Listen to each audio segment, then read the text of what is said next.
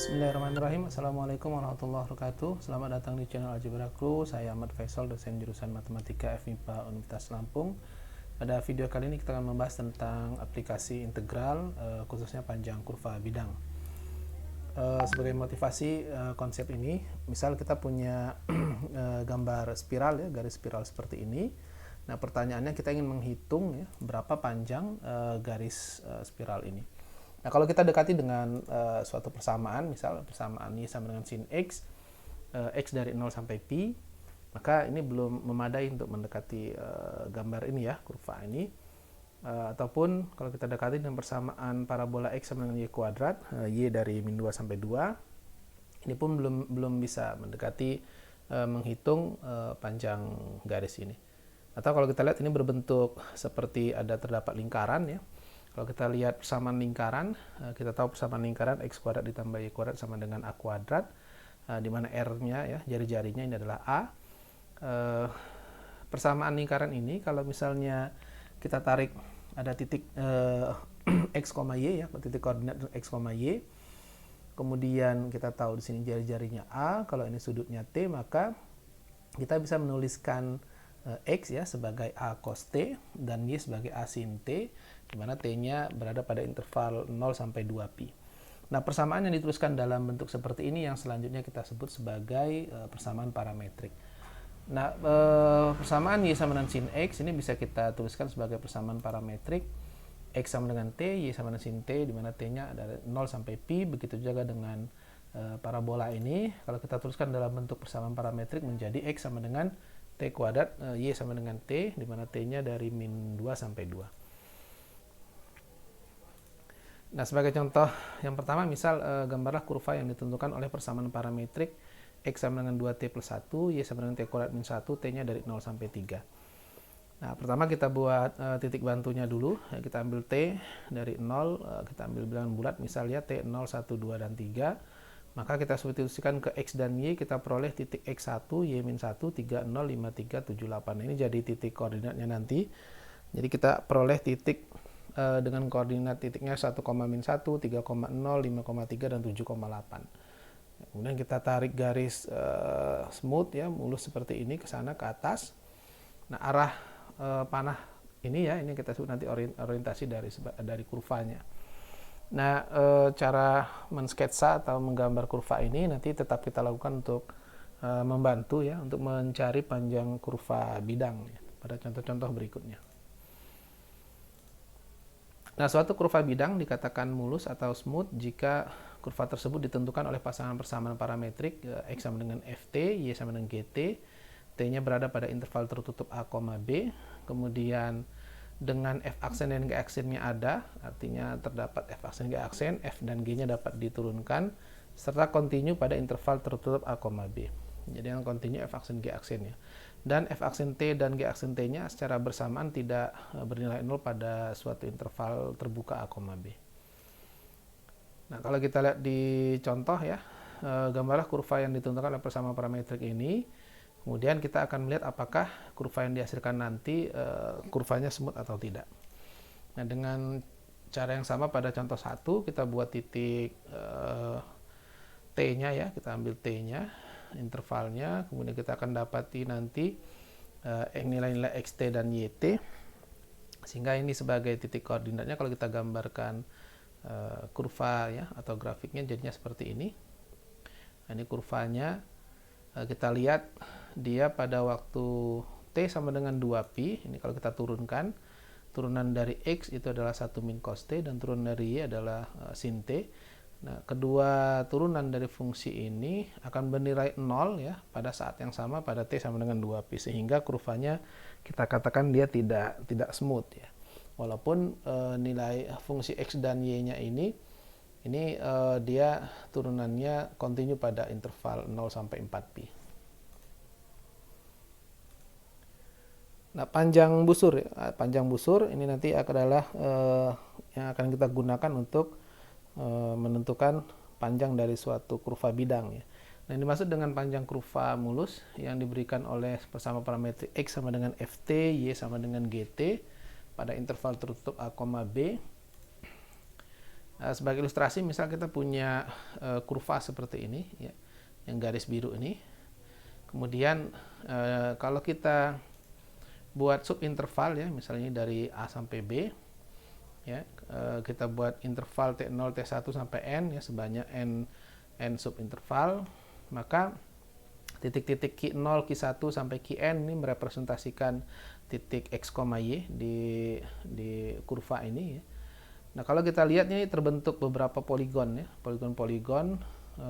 Kalau kita ambil salah satunya, maka bisa kita ilustrasikan poligonnya seperti ini, ya. Ini QI-1, misalnya ini QI.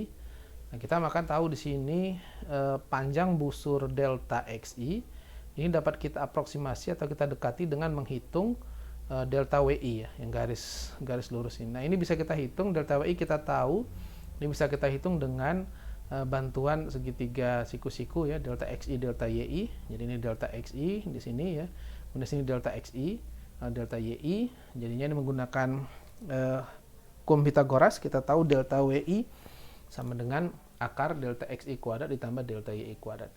Jadi delta SI, ya, ini yang panjang busurnya, dapat kita dekati dengan menghitung delta WI. Nah, dengan kata lain, kita tahu delta XI itu adalah FTI dikurang FTI-1. Kemudian delta YI itu adalah GTI dikurang GTI-1. Sehingga berdasarkan teorema nilai tengah turunan, terdapat titik TI bar dan TI topi, ya, di dalam interval TI-1 dan TI, sehingga berlaku FTI min FTI-1 itu kan sama dengan F aksen TI bar delta TI, dan GTI-nya dikurang GTI-1 sama dengan G aksen TI topi dikali delta TI. Nah, ini kalau kita ganti rumus yang tadi itu, ya, persamaan yang tadi, maka menjadi delta SI-nya itu dapat kita dekati dengan delta WI sama dengan akar, ya, ini sebagai itunya F aksen TI bar delta TI dikuadratkan, atau E aksen TI bar delta G aksen TI topi kuadrat delta TI, ya, delta TI kuadrat akarnya keluar jadi delta TI. Nah, sehingga kalau kita lihat di sini, maka secara keseluruhan delta sigma, ya, ini ada beberapa delta WI, kalau kita jumlahkan ini akan bisa kita hitung pendekatan menghitung panjang kurva ini, ya. Jadi delta WI sama dengan sigma dari sigma delta WI sama dengan sigma dari akar ini. Nah, kalau kita lihat dengan melihat konsep jumlahan Riemann, ya, jumlahan Riemann pada video sebelumnya, yaitu terkait dengan integral Riemann atau integral tak tentu, maka ini bisa kita dekati dengan konsep integral sehingga menjadi L, ya, panjang dari kurva tersebut bisa kita hitung dengan integral A dari B, ya, intervalnya tadi dari A sampai B, akar dari F aksen T kuadrat ditambah G aksen T kuadrat dt.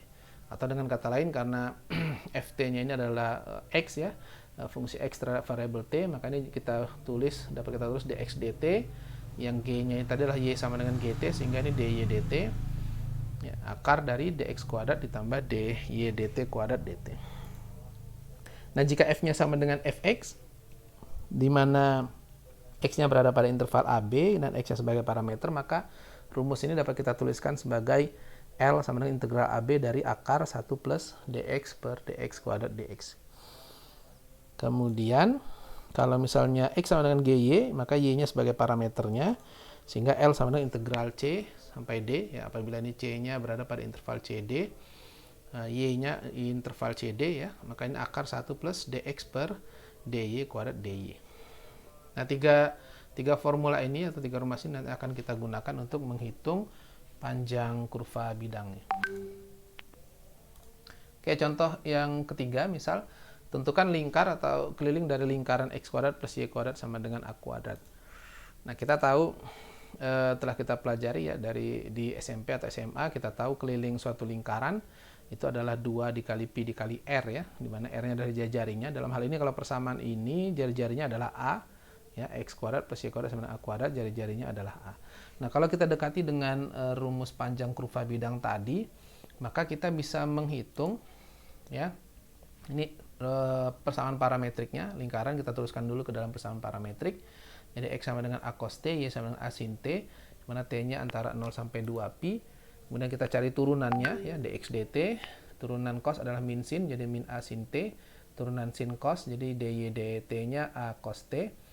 Maka tinggal kita masukkan rumus L tadi, L integral, ya t-nya ini berada antara 0 sampai 2pi akar dari dx dt kuadrat ditambah dy dt kuadrat. Jadinya ini dikuadratkan, a kuadrat sin kuadrat t, a kuadrat cos kuadrat t. Nah, a kuadrat ini distributif keluar dari akar sehingga jadi a, dan sin kuadrat t ditambah cos kuadrat t adalah identitas trigonometri yang kita tahu hasilnya adalah 1, sehingga akar 1 dt, sehingga kita dapat ini sama dengan integral a dt ya, a-nya konstanta, sehingga sama dengan a dikali t 0 sampai 2pi, substitusikan nilai 2pi dan 0 sehingga a dikali 2pi atau 2pi dikali a. Nah, ini adalah rumus keliling lingkaran yang sudah kita kenal sebelumnya ya. Nah, contoh keempat, tentukan panjang segmen garis dari titik A dengan titik koordinatnya 0,1 dan B 5,13.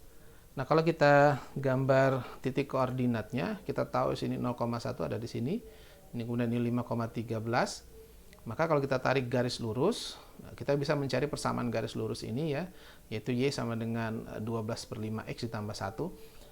Apabila Anda mungkin sedikit lupa cara mencari persamaan garis lurus, ini bisa kita hitung dengan menghitung gradiennya ya, atau M sama dengan Y2 min Y1 per X2 min X1 gitu ya. 13 dikurang 1 per 5 dikurang 0 atau 12/5. Sehingga persamaan garisnya Y min Y1 ya dikali M dikali X min X1 atau Y min Y2 M dikali X min X2. Ini kita ambil Y1 saja dan X1, sehingga Y dikurang 1 sama dengan 12/5 dikali X kurang 0, atau kita peroleh Y sama dengan 12/5X tambah 1. Nah, dengan menggunakan rumus panjang kurva bidang tadi, berarti kita harus mencari turunan dari Y dulu, sehingga ini dy dx sama dengan 12/5. Nah, sehingga panjang garisnya ini bisa kita hitung menjadi L, ya ini kita gunakan rumus yang kedua ya, yang kita pandang fungsinya parameternya X, sehingga L sama dengan integral 0 sampai 5 akar 1 tambah 12/5 dikuadratkan dx, atau sama dengan 13/5 integral 0 sampai 5 1 dikali dx, atau 13/5x 5 sampai dari 0 sampai 5 substitusikan sehingga 13/5 dikali 5 atau hasilnya sama dengan 13. Nah, selanjutnya contoh kelima, tentukan panjang busur ya atau arc dari kurva Y sama dengan x pangkat 3/2 dari titik 1,1 ke 4,8. Nah, kalau kita gambar grafik dari fungsi ini ya, kurvanya seperti ini. Ya, titik 1,1 ada di sini, titik 0,48 ada di sini.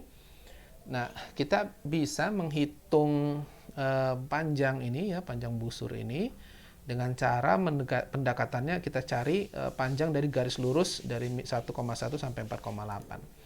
Nah, kita tahu kalau panjang garis lurus itu bisa kita hitung dengan rumus akar dari Y ya, X min X2 min X1 kuadrat ditambah Y2 min Y1 kuadrat. Jadi 4 min 1 kuadrat ditambah 8 min 1 kuadrat atau mendekati 7,6. Nah, kalau kita hitung dengan rumus panjang kurva ya, bosan busur tadi, kita cukup menurunkan ini dy dx sehingga nanti bisa kita hitung L-nya adalah intervalnya dari 1 sampai 4 ini ya, 1 sampai 4. Jadi integralnya 1 sampai 4, 1 plus dy dx dikuadratkan. Sehingga sama dengan akar dari 1 plus 9/4 x dx. Ini kita pakai metode substitusi, kita misalkan terlebih dahulu U sama dengan 1 plus 9/4 x sehingga du nya sama dengan 9/4 dx, atau ini akan sama dengan integral tak tentunya ya, ini integral akar 1 plus 9/4 x kuadrat, kita misalkan jadinya 4/9 akar u du, atau 4/9 kali 2/3 u pangkat 3/2. Kita kembalikan pemisalan u-nya sehingga kita peroleh ini ya. Sehingga kita masukkan ke integral tentunya, sehingga integral 1 sampai 4 adalah hasil yang ini kita masukkan nilai 1 sampai 4. Sehingga kita peroleh mendekati 7,63. Nah, kalau kita lihat sini terlihat tidak terlalu jauh ya, walaupun ini errornya ada sekitar 0,03 gitu. Oke, turunan dari panjang busur ya. Misalkan f continue dan dapat diturunkan pada interval tertutup a, b. Untuk step x di interval terbuka a, b, kita definisikan Sx sama dengan integral a sampai x akar 1 plus f aksen u kuadrat du. Nah, ini kalau kita lihat di rumus panjang busur tadi sedikit ini terlihat sama ya. Artinya ini bisa kita pandang ya, ini sebagai Sx ini sebagai panjang busur dari kurva Y sama dengan Fu ya, dari titik A, Fa ke X, Fx. Karena ini intervalnya A sampai X ya. Sehingga kalau kita lihat di gambarnya ya, kurvanya seperti ini. Ini titik A, Fa, ini titik X, Fx, dan ini panjang busur ini adalah Sx. Nah, dengan menggunakan teorema fundamental kalkulus pertama, kalau kita turunkan ini kedua ruas ya, artinya S aksen X itu sama dengan ds per dx, sama dengan ini diturunkan ya, ini anti turunan diturunkan ya, berarti tinggal fungsi ini, akar ini sendiri ya, jadi sama dengan akar, nah ini karena f aksen X-nya dy per dx ya. Atau bisa kita tuliskan ds-nya itu sama dengan akar 1 plus dy per dx kuadrat dx ya. Nah, kalau misalnya kita tuliskan kembali, jadi ds sama dengan akar 1 plus dy per dx kuadrat dx, atau kita dapat dituliskan seperti ini ya, atau sama dengan seperti ini ya, akar dx dt kuadrat ditambah dy dt kuadrat dt. Nah, untuk mengingat rumus ini, terkadang kita cukup melihat pola segitiga siku-siku seperti ini ya, ds, dx, dy, kita gunakan hukum Pitagoras, artinya ds kuadrat itu akan sama dengan dx kuadrat ditambah dy dy kuadrat. Sehingga ds kuadrat itu sama dengan 1 ditambah dy per dx kuadrat dx kuadrat. Nah, berikutnya luas permukaan benda putar. Kalau di video sebelumnya kita telah membahas tentang volume benda putar. Nah, sekarang kita akan menghitung luas permukaan benda putar. Nah, bila kita punya fungsi ya, fungsi seperti ini, garis yang tebal ini, kita putar terhadap sumbu X, maka kita akan memperoleh benda putar seperti ini yang diarsir. Nah, kita akan menghitung luas permukaannya. Nah, untuk menghitung ini kita dekati dengan menghitung luas permukaan kerucut yang sudah kita kenal. Jadi kalau ada dua bidang di sini yang berpotongan saling tegak lurus di titik di sumbu X ya. Nah, L ini panjang L ini yang kita sebut sebagai lustrum ya, sehingga ini rumus dari luas permukaan ini yang diarsir adalah A sama dengan 2pi R1 plus R2 per 2 dikali L. Nah, kalau kita ambil fungsi yang ini ya, panjangnya ini, panjang kurva ini, maka kita tahu misalnya kita misalkan sebagai fungsi Y sama dengan Fx, ini ada dua titik ya, kita ambil ini delta YI, artinya di sini ada YI-nya di sini ya, delta YI. Maka kalau kita dekati dengan menghitung satu persatu luas permukaannya ini ya, nah, dengan menggunakan rumus yang ada di kerucut ini tadi, maka kita bisa dekati, artinya luas permukaan benda putar ini adalah penjumlahan semua lustrum yang ada di sini. Sehingga sama dengan limit partisinya ya, mendekati 0, sigma 2pi Y1, ya YI-nya ini adalah perubahan rata-rata ininya ya, jari-jarinya ini. Kemudian YI kan di sini jari-jarinya dikali delta SI. Delta SI ini ketebalan ininya, strumnya, panjang L-nya ini. Sehingga ini sama dengan kalau kita dekatin dengan konsep integral, jadinya 2pi integral intervalnya A sampai B Y dikali ds ya. Di mana Y-nya ini adalah panjang busurnya tadi yang pakai rumus L tadi, Fx dikali 1 plus F aksen X kuadrat dx. Contoh ya, tentukan luas permukaan benda putar yang diperoleh dari memutar kurva Y sama dengan akar X yang berada di antara interval 0 sampai 4 terhadap sumbu X. Nah, kalau kita lihat fungsinya ini Y sama dengan akar X, kalau kita putar terhadap sumbu X, kita tinggal akan menghitung luas permukaannya. Nah, dengan menggunakan rumus yang tadi, kita tahu ini Fx-nya akar X, berarti kita turunkan F aksen X-nya sama dengan 1/2 akar X, sehingga kita bisa menghitung A-nya sama dengan 2pi 0 sampai 4 ya, ini dari 0 sampai 4 intervalnya Fx dikali akar 1 plus F aksen X kuadrat dx. Sehingga tinggal kita substitusikan ini nilai Fx-nya akar X, kemudian ini sama dengan nilai F aksen-nya 1/2 akar X dikuadratkan jadi 1/4 X. Atau kita sederhanakan menjadi 4x plus 1 per 4x, kemudian ini jadi pi integral 0 sampai 4 akar 4x plus 1. Nah, ini dengan pemisahan U sama dengan 4x plus 1 dan seterusnya, Maka kita akan peroleh nanti Pi dikali 1/4, 2/3, 4x+1 pangkat 3/2 dari 0 sampai 4. Masukkan nilai 0 dan 4, substitusikan ke sini sehingga kita peroleh Pi per 6 dikali 17 3/2 min 1 pangkat 3/2 atau mendekati 36,18. Nah, luas permukaan benda putar tadi kalau kita terapkan pada persamaan parametrik ya, persamaan parametrik X sama dengan Ft, Y sama dengan Gt, di mana T-nya berada pada interval tertutup AB, maka luas permukaan benda putar yang diberikan oleh rumusnya yang tadi bisa kita tuliskan kembali menjadi seperti ini. Jadi A sama dengan 2pi integral A sampai B Y ds sama dengan 2pi integral A sampai B Gt akar F aksen T kuadrat plus G aksen T kuadrat dt. Baik, demikian penjelasan tentang aplikasi integral pada panjang kurva bidang. Untuk pertanyaan, saran, kritik dapat Anda tulis pada kolom komentar. Terima kasih atas perhatian. Mohon maaf atas segala kekurangan. Sampai bertemu kembali pada video-video berikutnya. Wassalamualaikum warahmatullahi wabarakatuh.